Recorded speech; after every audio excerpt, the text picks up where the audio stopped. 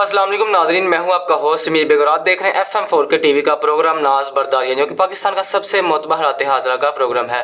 میرے ساتھ اسٹوڈیو میں موجود ہے ہمارے ملک کے ممتاز دانشور سینئر کالم نگار تجزیہ کا ادریس ناز صاحب، تو ان سے بات کرتے ہیں۔ السلام علیکم سر۔ وعلیکم السلام۔ کیسے ہیں آپ؟ الحمدللہ۔ سر، کینیڈا میں سکھ رہنما ہردیپ سنگھ کے قتل کے بعد کینیڈا اور انڈیا کے درمیان حالات غیر معمولی طور پر خراب ہو گئے ہیں۔ کیا واقعی ہردیپ سنگھ کے قتل میں بھارتی حکومت ملوث ہے؟ کیا کہتے ہیں آپ اس کے بارے میں؟ سب سے پہلے تو سمیر، جتنی بھی سکھ کمیونٹی ہے دنیا میں کہیں بس رہے ہیں، پاکستان میں ہیں، کینیڈا میں، جی، بھارت کا جو صوبہ پنجاب ہے وہاں، دنیا میں جہاں جہاں، امریکہ میں بہت سارے سکھ ہیں، جہاں جہاں دنیا میں سکھ موجود ہیں ان سے میرا پرسہ ہے، اظہار تعزیت ہے۔ بہت دکھ ہوا ایک سکھ رہنما کے قتل پر، رحیمانہ قتل ہے یہ، تو سب سے پہلے تو میں ان کے غم میں برابر کا شریک ہوں جہاں جہاں بھی سکھ کمیونٹی موجود ہے۔ رات یہاں پر ہمارے اسٹوڈیو میں سردار منموہن سنگھ صاحب تشریف لائے، وہ یہاں پاکستان میں سکھ کمیونٹی کے رہنما ہیں، تو میں نے انہیں بھی پرسہ پیش کیا ہے، میں نے ان سے اظہار تعزیت کیا۔ تو ایک مرتبہ پھر پوری دنیا میں جہاں جہاں سکھ آباد ہیں، امریکہ میں بہت زیادہ سکھ آباد ہیں، اور کینیڈا میں تو اتنے زیادہ سکھ آباد ہیں کہ کینیڈا کو منی پنجاب کہا جاتا ہے، کہ ایک پنجاب بھارت میں اور ایک پنجاب جو ہے وہ کینیڈا میں، اتنے زیادہ سکھ۔ اچھا، وہاں پہ سکھ کینیڈا میں برابر کے شہری ہیں، جیسے کینیڈین شہری ہیں، اب ان کے پاس بھی نیشنلٹی ہے، ان کے پاس بھی کینیڈین شناختی کارڈ اور پاسپورٹ ہے۔ یہ دو چیزیں، تو وہ کینیڈا کے رہائشی ہیں، وہاں کے سٹیزن ہیں، وہاں کے شہری ہیں۔ اب کینیڈا کی حکومت نے ہردیپ سنگھ کے قتل پر یہی سمجھا جیسے ان کا اپنا ایک شہری قتل ہو گیا ہو، اس کی انہوں نے انویسٹیگیشن کی ہے۔ انویسٹیگیشن کرنے کے بعد انہوں نے بھارت کو ملوث قرار دیا ہے، بلا وجہ نہیں دیا۔ ہردیپ سنگھ جو ہے، یہ بھی جو تحریک زور پکڑتی جا رہی ہے علیحدگی کی، پنجاب جو ہے، جب تقسیم ہوئی نا برے صغیر کی، اور جب ہندوستان اور پاکستان، انڈیا اور پاکستان الگ الگ ہوئے، جی، اس وقت ہماری سکھ کمیونٹی کو سمجھ نہیں آئی تھی، انہوں نے پاکستان کے خلاف ووٹ دیا، اور یوں پنجاب جو تھا وہ دو ٹکڑوں میں تقسیم ہوا۔ میں 36 مقامات پہ کہہ چکا ہوں کہ جو کہتے ہیں نا برے صغیر تقسیم ہوا تھا، وہ غلط کہتے ہیں۔ برے صغیر تقسیم نہیں ہوا بابا، پنجاب تقسیم ہوا۔ آپ گرداسپور سے لے کر راجستھان کی پٹی تک، اینڈ تک دیکھیں ذرا، کیا پنجاب کو چھری نہیں پھیری گئی؟ پنجاب کو ذبح نہیں کیا گیا؟ پنجاب کو ڈیوائیڈ نہیں کیا گیا؟ جی۔ تو جو لوگ یہ سمجھتے ہیں برے صغیر میں کہ ہندوستان تقسیم ہوا ہے، برے صغیر میں تقسیم، نو نو نو نو نو بابا، پنجاب تقسیم ہوا ہے، میرا پنجاب تقسیم ہوا ہے، میں پنجابی ہوں، اور مجھے دکھ ہے کہ میرا پنجاب جو ہے وہ دو لخت ہوا ہے، دو ٹکڑے ہوئے۔ اس وقت سکھ کمیونٹی کو اس بات کی سمجھ نہیں آئی تھی کہ پنجاب کے خلاف سازش ہوئی ہے۔ سکھ کمیونٹی کو مسلمانوں کا ساتھ دینا چاہیے تھا۔ ہمارا تمدن، ہماری تہذیب ایک جیسی ہے، اور جو ان کے گرو ہیں بابا گرو نانک، ان پہ میں نے بات کرنی ہے تفصیلی، وہ جتنے ان کے ہیں اس سے کہیں زیادہ ہمارے ہیں۔ اور آپ کو پتہ ہے نا کہ ان کی ڈیتھ کا جو سین تھا اس پہ بھی دونوں کا کلیم یہ تھا۔ اچھا، سب سے پہلے اب میں اس کو وضاحت کر دوں، سننے والے یہ نہ سمجھیں، ادھوری بات چھوڑنی اچھی نہیں ہوتی۔ جو مسلمانوں کا کلیم ہے نا کہ بابا گرو نانک ہمارے تھے، اس کے پیچھے بنیاد کیا ہے؟ ایک تو عشق رسول، وہ رسول اللہ صلی اللہ علیہ وآلہ وسلم سے اتنی محبت کرتے تھے بابا گرو نانک جس کی انتہا نہیں، وہ سچے عاشق رسول تھے۔ ایک بات انہوں نے جو تحقیق کی ہے کہ آپ کا میز کرسی، دنیا کی کوئی بھی چیز آپ اس کو فلاں فلاں حروف ابجد کے ساتھ تقسیم ضرب کریں تو 92 ہی بچے گا، 92 ہی بچے گا۔ تو انہوں نے کہا کہ اس میں محمد جو ہے کائنات کی ہر چیز میں رکھ دیا گیا۔ یہ بابا گرو نانک کی تحقیق ہے۔ تو علم ابجد کے وہ بڑے بادشاہ تھے بابا گرو نانک، بہت سارے علوم کے بادشاہ تھے، بہت سارے علوم کے ساتھ علم ابجد بھی انہیں آتا تھا، اور کمال کی وہ تقسیم ہے جو انہوں نے فارمولہ دیا کہ ہر چیز جو ہے، آپ جن لوگوں کو اس پہ تفصیل چاہیے وہ گوگل پہ سرچ کر لیں، بابا گرو نانک کا اس میں محمد پہ جو سرچ ہے، فارمولہ جو انہوں نے دیا، سرچ کریں آپ کو مزہ آ جائے گا۔ تو بابا گرو نانک جو تھے، ایک تو عشق رسول کی وجہ سے میں سمجھتا ہوں وہ 100% مسلمان تھے، اور دوسری بات یہ کہ بابا گرو نانک پیدل حج کرنے گئے۔ آپ اندازہ قائم کریں نا کہ جب بابا گرو نانک، آج جب ہم مسلمان حج کرنے جاتے ہیں دنیا کے کسی کونے سے بھی، تو سب سے پہلے جو حج کا فارم ہوتا ہے وہ بالکل اس میں 1 درجن سے زیادہ مرتبہ آپ کو اقرار کرنا پڑتا ہے، بیان حلفی دینا پڑتا ہے کہ میں نبی آخر الزماں حضرت محمد صلی اللہ علیہ وآلہ وسلم کو خاتم النبیین سمجھتا ہوں، میرا ان پہ کامل ایمان ہے، ان کے علاوہ میں کسی کو نبی تسلیم نہیں کرتا ان کے بعد. یہ اس ڈکلریشن میں ہم سائن کرتے ہیں، انگوٹھا لگاتے ہیں، حلف دیتے ہیں، اس کے بعد ہمیں ویزا ملتا ہے. دنیا میں کہیں سے بھی آپ آ رہے ہو. جی. تو بابا گرو نانک جب گئے ہیں اس زمانے میں امیگریشن کے یہ تو قوانین نہیں تھے جو آج قوانین ہیں. اب تو حاجیوں کا پاسپورٹ بھی الگ بنتا ہے نا حج کے لیے. لیکن میں عرض کر رہا ہوں کہ آج بھی آپ کو ڈکلریشن سائن کرنا پڑتا ہے، کوئی 1 درجن سے زائد مرتبہ یہ اقرار کرنا پڑتا ہے کہ میں نبی کریم صلی اللہ علیہ وسلم کو آخری نبی مانتا ہوں، وہ خدا کے سچے اور آخری پیغمبر ہیں، اور ان کے بعد کوئی نبی نہ آیا ہے نہ آ سکتا ہے. جی. یہ جب ہم ڈکلریشن سائن کرتے ہیں تب جا کے ہمیں حج کی پرمیشن ملتی ہے.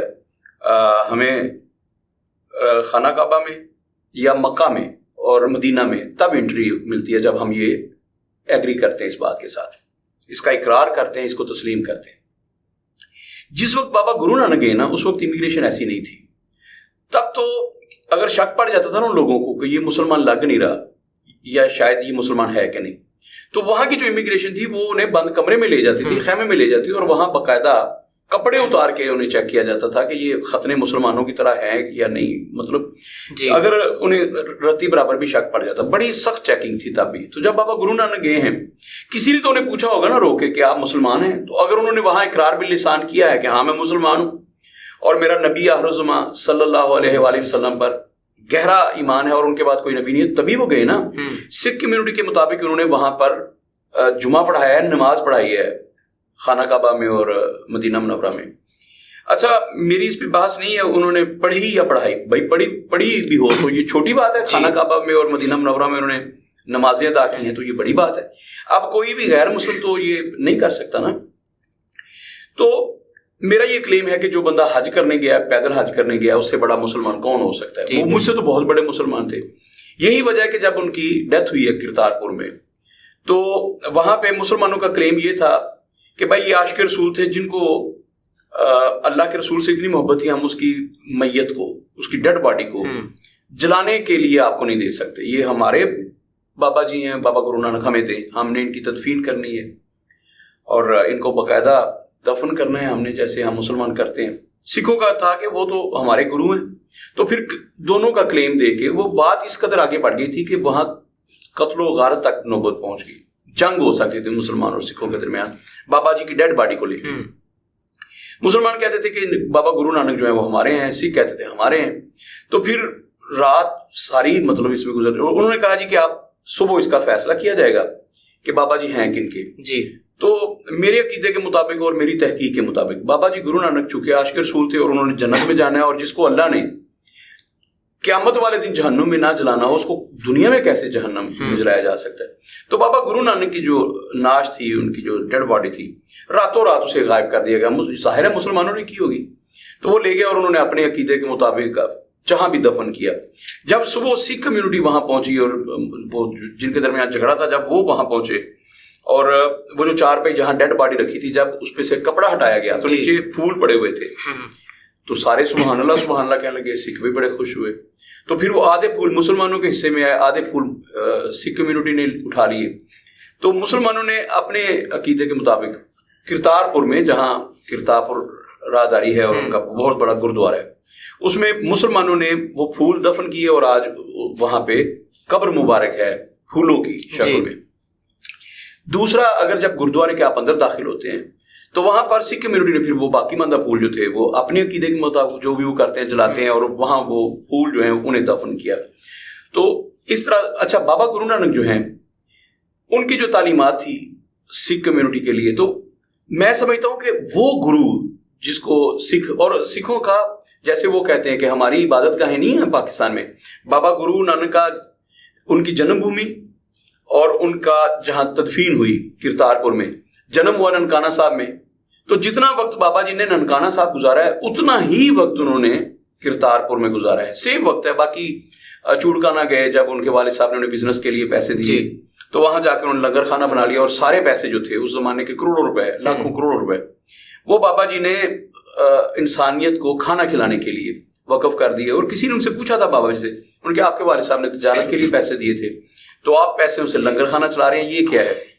تو انہوں نے کہا تھا میں میں نے دنیاوی تجارت کی بجائے اللہ سے تجارت کرنے کو زیادہ افضل جانا ہے جی، تو میں نے لنگر خانہ بنا لیا. اللہ سے تجارت ہے, مجھے اس میں نقصان ہو ہی نہیں سکتا. تو کیسے نقصان ہو سکتا ہے؟ دیکھیں صدیاں گزر گئی ہیں, 600 سال ہونے کو بابا جی کو اس دنیا سے گئے ہوئے, 6 صدیاں.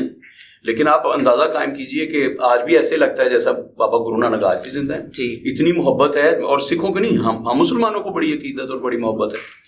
تو باہر کیا بابا جی گجرانوالہ میں یہ جو ہمارے ایمن آباد ہے یہاں بھی تشریف لائے ہیں. یہ ہمیں بھی احساس حاصل ہے کہ یہاں انہوں نے اپنے خالق, اپنے مالک اور اپنے نبی حضرت محمد صلی اللہ علیہ وآلہ وسلم کی ذکر کیا, یہاں پہ ان پہ درود و سلام بھیجے. خیر یہ ہے ہمارا سکھوں کے ساتھ رشتہ کہ ان کا جو گرو ہے میرے نزدیک وہ تو ہمارا بھی رہنما ہے, ہمارا بھی رہبر ہے, اور ہم ایک پیر کو ماننے والے ہیں, حضرت محمد صلی اللہ علیہ وآلہ وسلم کو. تو بابا جی پر ہمارا حق ہے. تو پنجاب کی جو تقسیم تھی اس وقت, جو صبح پنجاب تقسیم ہوا, یہ سمجھ لیں کہ 2 بھائیوں کی ماں کا بٹوارا ہوا تھا. وہاں کے پنجابی اور یہاں کے پنجابی جو پاکستان میں ہیں, ان کی ماں تھی یہ پنجاب کی دھرتی. تو ماں کا بٹوارا ہو گیا, ماں کو چیر پھاڑ دیا گیا, ماں کو ذبح کر دیا گیا. آدھی ماں ان کے پاس ہے, آدھی دھرتی ماں, اور آدھی دھرتی ماں ہمارے پاس ہے. میں نے ڈاکٹر اعجاز بیگ صاحب نے جب مجھے کہا کہ اس پہ ڈرامہ بنانا ہے, تو میں نے ایک ڈرامہ لکھا تھا لکیر کے نام سے, دی بارڈر, لکیر. اس میں نے یہ کہا تھا کہ یہ ساری باتیں اس میں کی تھی کہ پنجاب تقسیم ہوا ہے بر صغیر میں. تو وہاں بڑے جذباتی مکالمے تھے, ڈاکٹر اعجاز بیگ صاحب نے ادا کیے تھے وہ, کہ خون پامے گولی ادھروں چلے پامے ادھروں چلے, خون پنجابی دا زمین تے ڈگنا ہے. تو ایسے جملے تھے اس میں کہ بھائی گولی ادھر سے چلے گی یا ادھر سے چلے گی, تو مرنا تو پنجابی, خون تو پنجابی کا گرنا نا زمین پر, اس دھرتی پر, اس پنجاب پر.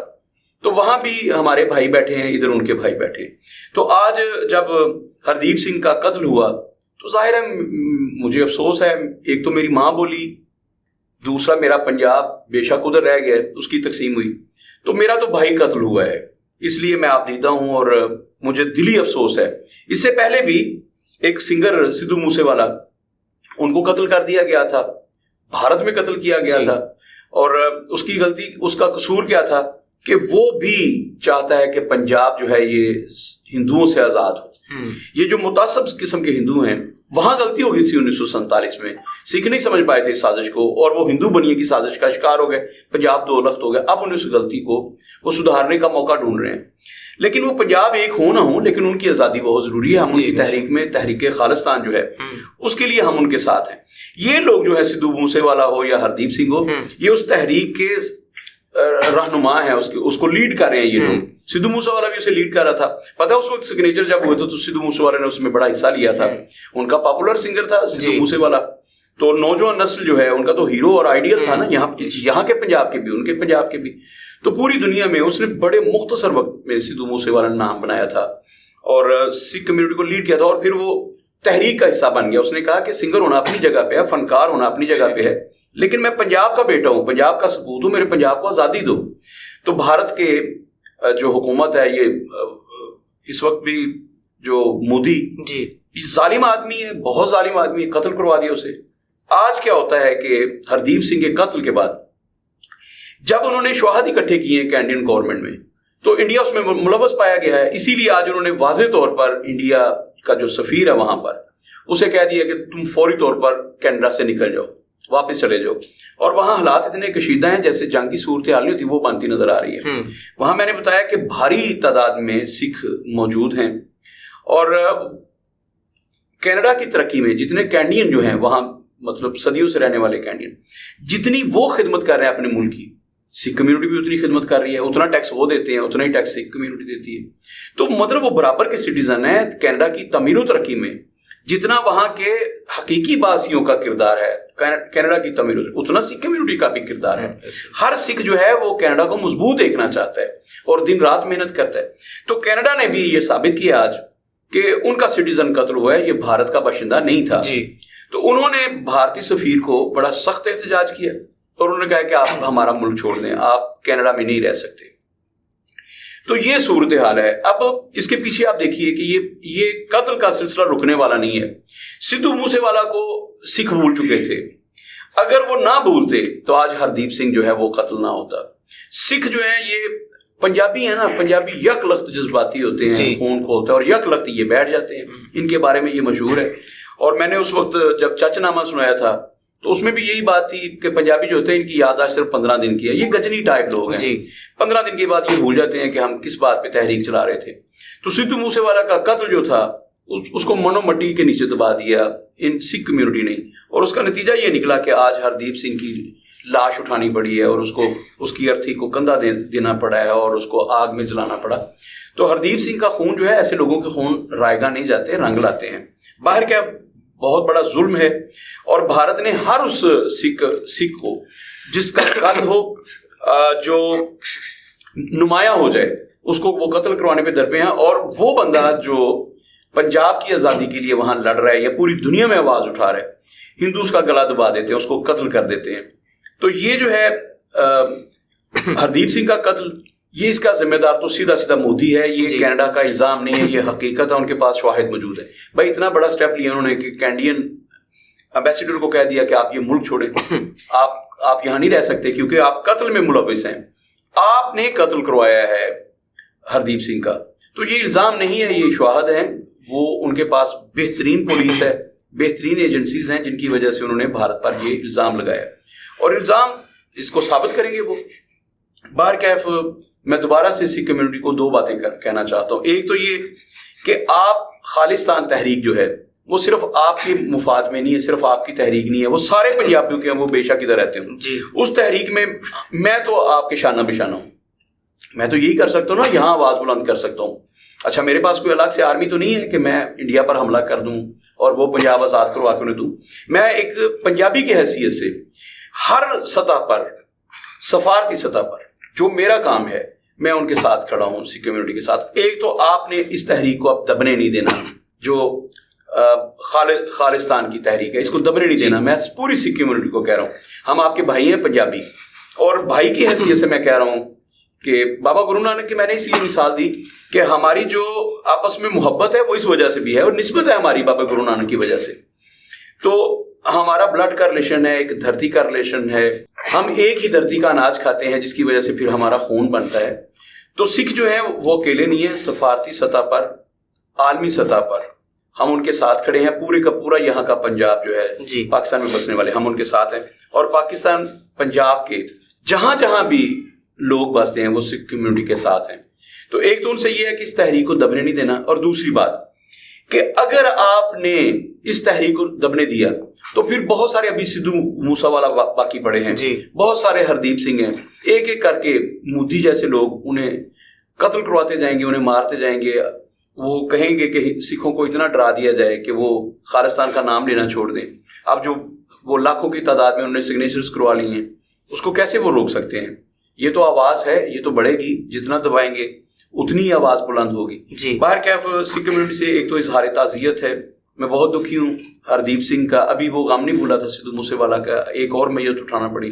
तो एक तो मेरा पुरसा है भारत में बसने वाले सिखों के लिए, पूरी दुनिया में बसने वाले सिखों के लिए, और बेखुसूस कनाडा में कत्ल हुआ, कनाडा में जो सिख पर बसते हैं उनसे मेरा इजहार ताज़ियत है, पुरसा है कि मेरे भाई का कत्ल हुआ है। मेरी माँ बोली एक जैसी, मेरी धरती एक धरती के हम सपूत हैं। तो मेरे भाई का कत्ल हुआ है, तो हम आपके साथ हैं। और दूसरी बात कि अगर ये आवाज आपने अब दबा दी तो याद रखिएगा आपको आज़ादी कभी नहीं मिलेगी। आपको इसी तरह हिंदुओं के ज़ेरे नगीर है कि आपको उनकी अतात में रहना पड़ेगा। तो आप पंजाब को कभी भी आज़ाद नहीं करवा सकेंगे। अगर पंजाब को आज़ाद करवाना है तो आपको अब उठना होगा। एक हरदीप सिंह या एक सिद्धू मूसेवाला नहीं, अब हर बंदे को सिद्धू मूसेवाला और हरदीप सिंह बनना पड़ेगा, तब जाके खालिस्तान बनेगा, वरना खालिस्तान नहीं बन सकता। जी सर, बहुत शुक्रिया। अपने मेज़बान समीर बे को इजाज़त दीजिए। अल्लाह हाफ़िज़।